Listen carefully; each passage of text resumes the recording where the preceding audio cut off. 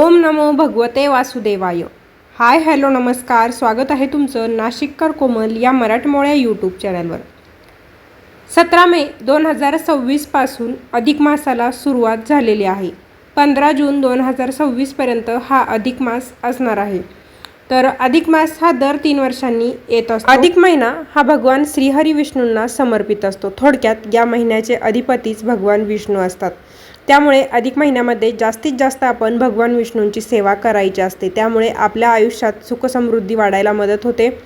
त्यातल्या त्यात अधिक महिन्यातली एकादशी म्हणजे दुग्ध शर्करा योगच तयार होतो। कारण एकादशीच्या दिवशी आपण देखील जास्तीत जास्त भगवान विष्णूंची सेवा करतो आणि अधिक महिना हा संपूर्ण महिना भगवान श्रीहरी विष्णूंनाच समर्पित असतो। त्यामुळे अधिक महिन्यातल्या एकादशीच्या दिवशी जर आपण काही सेवा केल्या तर त्याचं दुप्पट पुण्य आपल्याला मिळत राहतं। तर आजच्या व्हिडिओमध्ये मी तुम्हाला अधिक महिन्यातील एकादशीच्या दिवशी भगवान विष्णूंच्या काय सेवा करायच्या याबद्दलची माहिती सांगणार आहे। त्यासाठी व्हिडिओ तुम्ही संपूर्ण बघा। व्हिडिओ बघत असताना कमेंटमध्ये ओम नमो भगवते वासुदेवाय असं नक्की लिहा। भगवान श्रीहरी विष्णू तुमच्या सर्वांच्या इच्छा नक्कीच पूर्ण करतील। चला तर मग आजच्या व्हिडिओला सुरुवात करूया। प्रत्येक महिन्यात 2 एकादशी येत असतात।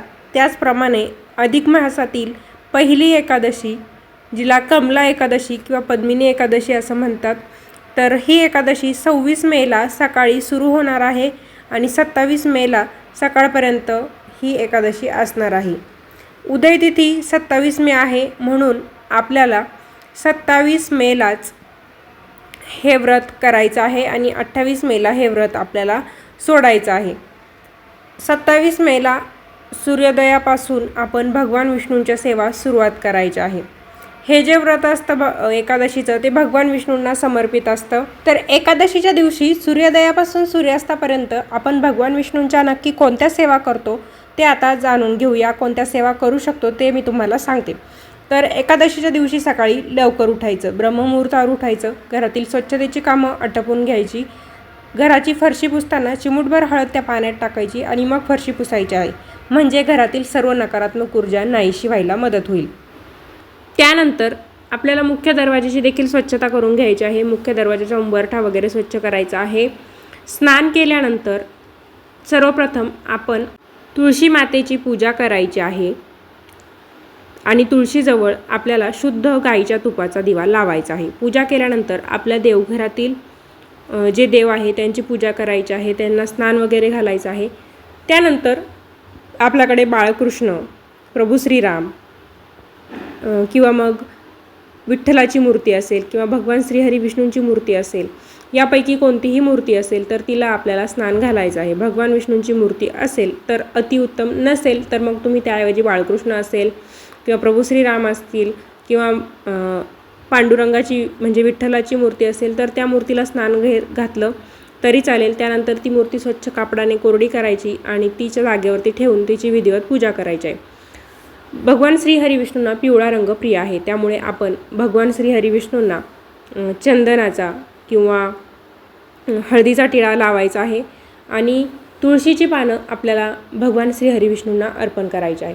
पण एकादशीच्या दिवशी तुळशीचं पान तोडत नाही, त्यामुळे त्यासाठी तुम्ही 1 दिवस अगोदर तुळशीचे पानं तोडून ठेवले तरी चालतील। अगदी 1 पान असलं तरीही चालेल। भगवान श्रीहरी विष्णूंना ज्यावेळेस तुम्ही स्नान घालणार, अभिषेक घालणार, त्यावेळेस ओम नमो भगवते वासुदेवाय, ओम नमो भगवते वासुदेवाय या मंत्राचा जप करायचा आहे। भगवान श्रीहरी विष्णूंना पिवळ्या रंगाची मिठाई, पिवळ्या रंगाची फळे, सध्या आंब्याचा सीझन आहे तर तुम्ही आंबा अर्पण करू शकता। त्यानंतर विष्णू सहस्रनाम, गीतापाठ आपण करायचा आहे। ही सेवा स्त्री पुरुष कोणीही करू शकता। आता स्त्रिया कोणी म्हणाल की आम्ही माहेरी आलेलो आहोत ताई, तर तुम्ही माहेरी असाल तर तुम्ही माहेरी राहून देखील ही सेवा करू शकता। स्त्री पुरुष या सेवा कोणीही करू शकता। फक्त मासिक पाळी असेल, सुतक असेल, विटाळ असेल अशा वेळेस तुम्हाला ही सेवा करता येणार नाही।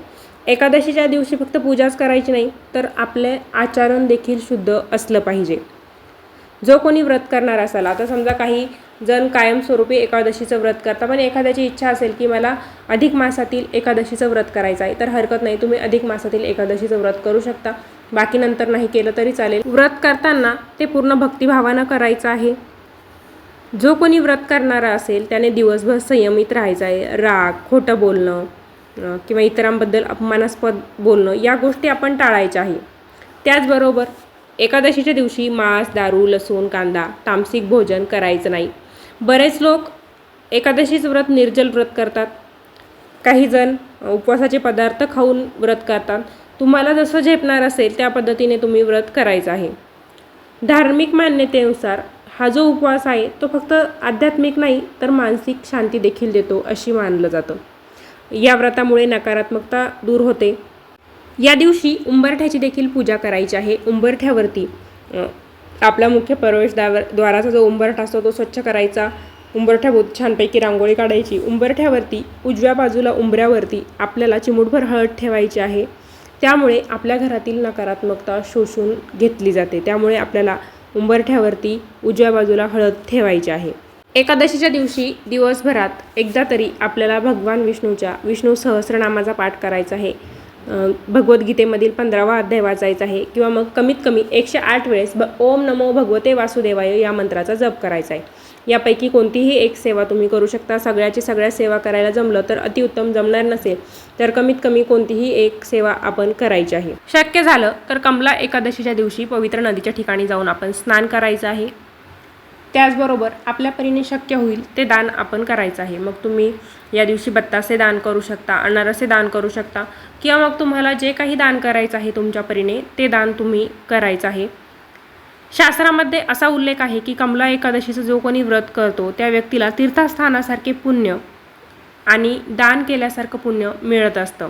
मग तुम्ही उपवास करा, त्यासोबत दान करा. नक्कीच भगवान श्रीहरी विष्णू तुम्हाला प्रसन्न होऊन आशीर्वाद देतील. या दिवशी मग तुम्ही पिवळ्या रंगाचे वस्त्र, कपडे किंवा मग काहीही दान केलं तर पिवळ्या रंगाचं दान केलं तर अतिउत्तम, कारण भगवान विष्णूंना पिवळा रंग अतिशय प्रिय आहे. त्याचबरोबर आपण जशी सकाळी तुळशीजवळ दिवा लावला तसाच संध्याकाळी देखील तुळशीजवळ शुद्ध गाईच्या तुपाचा दिवा लावायचा आहे.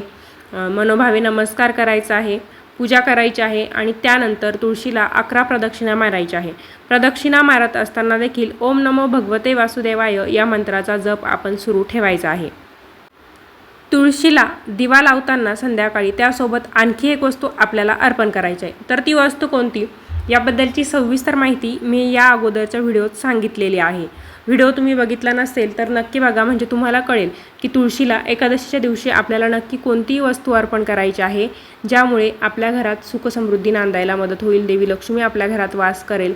तर त्या व्हिडिओची लिंक मी तुम्हाला डिस्क्रिप्शन बॉक्समध्ये देते. तिथे क्लिक करून तुम्ही संपूर्ण व्हिडिओ बघा, म्हणजे तुम्हाला देखील कळेल की तुळशीला कमला एकादशीच्या दिवशी नक्की कोणती वस्तू आपण अर्पण करायची आहे. कोणत्याही एकादशीचं व्रत करताना ते आपल्याला सकाळ संध्याकाळ असं दोन्ही टाईम करायचं आहे. म्हणजे आता बुधवारी हे व्रत सुरू होईल आणि हे व्रत आपल्याला गुरुवारी सकाळी सोडायचं आहे. गुरुवारी सकाळी या व्रताचं पारण करायचं आहे. संध्याकाळी उपवास सोडायची चूक आपण करायची नाही. त्याने एकादशीचं व्रत आपलं पूर्ण होत नाही. सकाळ संध्याकाळ असं दोन्ही टाईम आपण उपवास केला तरच आपलं एकादशीचं व्रत पूर्ण होतं आणि त्या व्रताचं फळ देखील आपल्याला मिळतं. करायचं असेल तर पूर्ण व्रत करायचं, फक्त दिवसभर करून संध्याकाळी व्रत सोडायची चूक आपण करायची नाही.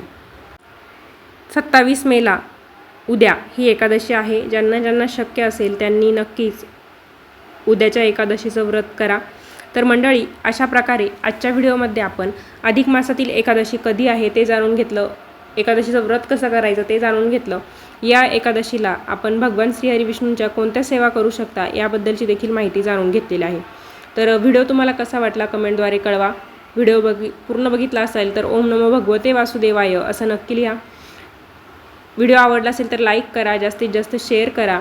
चॅनलवर नवीन असाल, अजून आपल्या चॅनलला सबस्क्राईब केलेलं नसेल तर धार्मिक, आध्यात्मिक तसेच सणावारांचे व्हिडिओ बघण्यासाठी आजच आपल्या नाशिककर कोमल या मराठमोळे यूट्यूब चॅनलला सबस्क्राईब करायला विसरू नका. त्या शेजारी बेल आयकॉन आहे त्याच्यावरती देखील क्लिक करा, म्हणजे नवीन व्हिडिओंचे अपडेट तुम्हाला नोटिफिकेशनद्वारे मिळतील आणि तुमच्याकडून आपल्या चॅनलवरचा एकही व्हिडिओ मिस होणार नाही. भगवान श्रीहरी विष्णू तुम्हा सर्वांच्या इच्छा पूर्ण करो अशी मी त्यांच्या चरणी प्रार्थना करते. पुन्हा भेटूया अशाच एका नवीन व्हिडिओसोबत. धन्यवाद.